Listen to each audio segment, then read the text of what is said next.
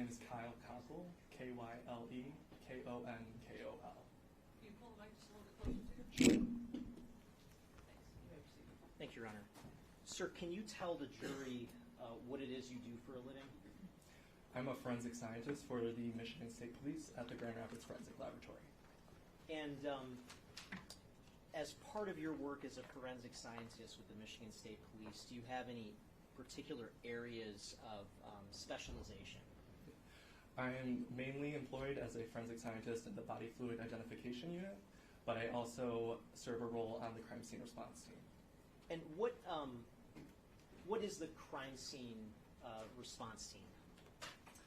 We cover 18 counties in southwest Michigan where we respond to crime scenes of various high-profile crimes such as homicides, officer-involved shootings, and sexual assaults. But we also process vehicles that are sometimes delivered to our laboratory associated with those types of crimes as well. And you also mentioned work in the field of body fluid identification, is that correct? Correct. What is the field of body fluid identification? As a forensic scientist in the body fluid identification unit, my primary role is to screen items of evidence for common body fluids such as blood, semen, and saliva. But I also analyze items of evidence for any source of DNA such as trace or contact DNA and hairs as well. And how long have you been working in the field of body fluid identification? Just under 3 years. And what sort of training do you have to be able to perform the type of analysis that you do in connection with your work in the area of body fluid identification? I have a Bachelor of Science degree from Northern Michigan University, and I also completed a very in-depth year-long training program upon my promotion to forensic scientist in the body fluid identification unit, which consisted of many required readings, casework observations of already trained analysts, as well as mock casework and a mock testimony training that culminated in a mock trial. And in terms of the methods that you use in the field of body fluid identification with the Michigan State Police, are those methods something that you just came up with or that are used and accepted more generally within the scientific community? All of the methods that we employ in the BFI unit of the Michigan State Police are widely accepted in the greater forensic science community. Thank you. And Your Honor, I would move to have the witness qualified as an expert in the field of body fluid identification if there's no objection. Okay, so this witness's testimony will be accepted in the field of body fluid identification. You may proceed with your questions about his work. Thank you, Your Honor. And sir, in connection with your work, specifically with the crime scene response team, did you have an opportunity to process a particular vehicle back on the days of November 8th and November 9th of 2023? Yes, I processed a black Volkswagen. And where was that vehicle located at the time that you processed it? When we processed it, it was located in our secure laboratory processing bay, which is a separate area from the rest of our laboratory areas. When you processed the vehicle, were you alone or were you with other members of the crime scene response team? Typically on the crime scene response team, we have multiple individuals that work together to process vehicles and crime scenes. So I worked on this vehicle with forensic scientist Grace Bomarito and forensic technician Katie Favalli. And what was your primary sort of purpose for processing this specific vehicle? This vehicle was submitted to us to search for possible blood that may have been transferred to the vehicle from a suspected homicide scene in Metro Detroit. And what sort of methods were available to you to use to search the vehicle for possible blood? So we used an initial bright light search. We like to start with the least destructive methods as possible. So we did a bright light search with just a regular flashlight, looking for areas of red-brown staining that we believe could be possible blood. Once we identify any areas we want to test further, we moved on with a hemosticks test, which is essentially a paper test strip that has a yellow test zone at the end. When a sample of possible blood is touched to that test zone, they'll change from yellow to blue-green. And then we also did luminol on this vehicle, which is a chemical reagent that needs to be sprayed in the dark. And any areas of suspected blood will illuminate blue in the dark.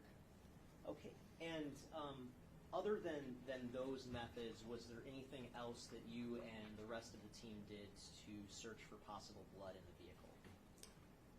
Those were the only methods that we employed for this vehicle. And can you just describe the basic procedure for searching a vehicle that was employed in this case? So our standard procedure is to first take general photographs and documentation or notes of the vehicle as it has arrived to us. From that point, we'll do a general inventory of all the contents of the vehicle. In this type of case where we know we want to search the entire vehicle for suspected blood, we also removed all the contents and photographed them outside of the vehicle. After, as I described previously, we did a initial bright light search throughout the entire interior and exterior of the vehicle for possible red-brown staining. We also did a visual search of all the contents that were in the vehicle as well. And you mentioned that some photos were taken. Did I send you a selection of those photos in advance of you testifying today? Yes, you did. And do those photos that I sent, did you have an opportunity to review those photos? I did. And do those photos fairly and accurately depict what you actually observed when you searched this particular vehicle? Yes, they did. And I'm holding what's been marked as proposed exhibit 33. It's a disc. Is it your understanding that the photos are contained on this specific disc? That is my understanding. Your Honor, I move to admit proposed exhibit 33. Okay. That'll be done. Thank you, Your Honor. And did you also document the findings in connection with your search in a laboratory report? Yes, we did. And would that laboratory report be under Michigan State Police Laboratory number MD23-3317? Yes, record 10 of that laboratory number. And I'm holding what's been marked as proposed exhibit 32. May I approach, Your Honor? You may. Is this a copy of the report that you completed in connection with this case?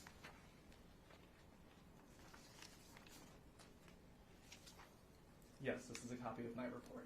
And does that report fairly and accurately depict the sort of analysis and the results of your processing of this vehicle in this case? Yes, it does. Your Honor, I'd move to admit proposed exhibit 32 as well.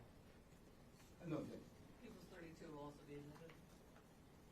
And I want to ask you some questions about some of the photos in exhibit 33.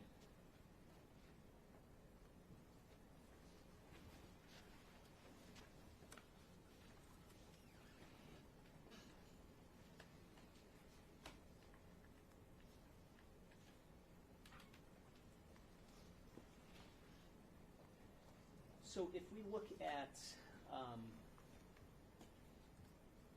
page 3 of Exhibit 33, what's this vehicle that is depicted here? That is a black Volkswagen EOS, and that is the vehicle I processed on November 8th and 9th of 2023. And just for the record, what was the license plate number associated with that vehicle? The license plate is 5MJC37. Okay, and I want to direct your attention just to 3 specific photos, starting with page 93. What are we looking at in terms of what's depicted on page 93 of Exhibit 33? So in the trunk of the vehicle, there was a black backpack and suitcase. Our standard procedure is to do a visual and photo inventory of all the contents of the vehicle. So we took a photograph of items that were contained within that black suitcase. So I believe those were prescription pills and like general over-the-counter drugs from the black suitcase. Okay, and I want to just zoom in. This particular bottle that's depicted now toward the upper middle portion of the screen, can you spell the name for the record of this particular prescription? Of the drug itself, Yes, if you can spell that, just for the record. it is AUVELITY. And how about the one directly to the right of it? Is REXULTI. In terms of the items that you tested in the vehicle, did any items test positive for the possible presence of blood? Yes, there was a light blue gift bag in the trunk of the vehicle that had a stain that tested positive for the possible presence of blood with hemosticks. And then there was a gray dog leash and harness in the front passenger seat of the vehicle that had a stain on it that also tested positive for the possible presence of blood with hemosticks. Okay, and if we go to page 120 of Exhibit 33, what's depicted here? That is the blue gift bag from the trunk. And what area of that bag did you test using hemosticks? So the white placard, or the white sticker label is showing the area that I was tested is the area directly below that white sticker. And when you use hemosticks to test for the possible presence of blood, can you just, again, describe for the jury just what that process looks like as a general matter? So I take a wetted cotton swab. A swab is pretty much just like a longer Q-tip with cotton only at one end. I put a little sterile water on that and then swab up a little bit of the staining on the gift bag. Then the staining on that swab was touched to that test area of the hemosticks. So that yellow area then turned blue-green, indicating a positive result. And in terms of what sort of level of granularity in terms of results are you able to achieve using hemosticks? How much information can you get from a positive finding using hemosticks? Hemosticks is not specific to a certain type of blood, so just because we have a hemosticks positive result, that does not necessarily mean it's human blood. It could be the blood of any species. Okay, so does it differentiate between human blood and dog blood? No, it does not. So would dog blood hypothetically get a positive finding using hemosticks? It would. Hypothetically, would juice from meat produce a positive finding potentially using hemosticks? As long as that juice had a blood component to it with hemoglobin, then yes. And in terms of further differentiating and further analyzing the positive finding in this case, is that something that you did, or did that get passed on to somebody else? I did not do any further analysis on this item. I forwarded it on to the Metro Detroit laboratory for further testing. And at the Metro Detroit laboratory, are there methods based on your experience in the field of body fluid identification that can achieve a level of specificity in determining whether this is human blood or non-human blood? Yes, there are additional tests available that can discriminate between human and non-human blood. Okay, and I want to ask you also about page 136 on Exhibit 33. What are we looking at here? So this is item LV2, which is the gray leash and dog harness.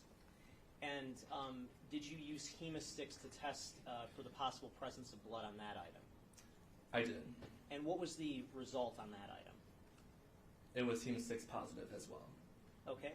And again, for purposes of the positive finding with respect to that item, did you do any further analysis, or was that something that was passed along to somebody else to do? I did not do any further analysis. This item was also passed on to the Metro Detroit laboratory.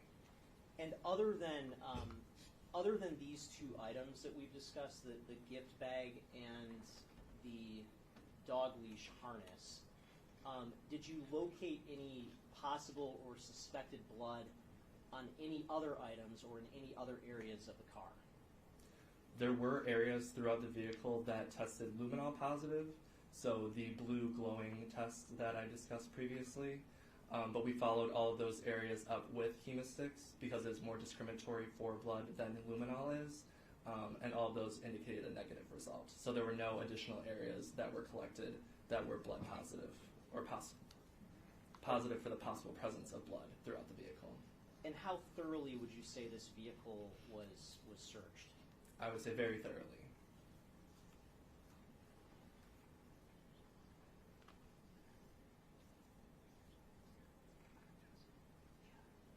Okay, thank you. Nothing further. Cross? Good afternoon, sir. Good afternoon. Couple questions. You indicated that you were asked to do this analysis of this car or search of the car in relation to a murder. It was portrayed to me as a suspected homicide. Yes. Okay. And were you aware of when that homicide may have happened? We had access to the search warrant, but I don't recall the exact dates of when it occurred. Okay. And do you know when you would have performed this search on the car? What days I analyzed it on? Yes. We analyzed it on November 8th and November 9th of 2023. And you indicated that you did a very thorough search of this car, correct? That is correct, as we do with all vehicles. Okay. If we can go to slide number 50.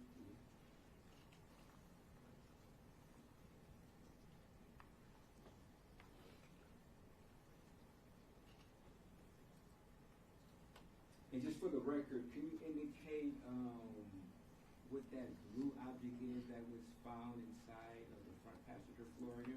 That blue bag in the baggie, Yes. it appears to be disposable gloves. Disposable gloves? And this was in the passenger compartment of the car, correct? It was on the floor of the front passenger seat area.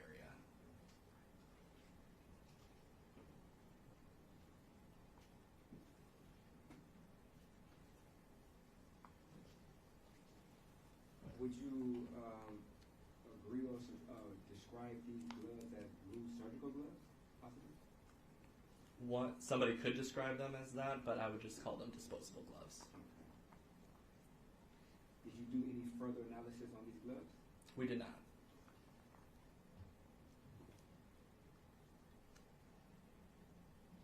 Thank you. No further questions. Oh, hold on. One more question. If we can go to slide number 52, I'm sorry.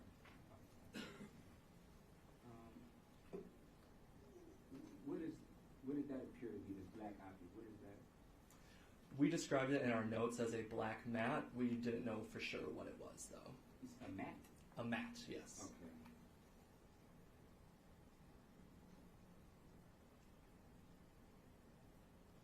No further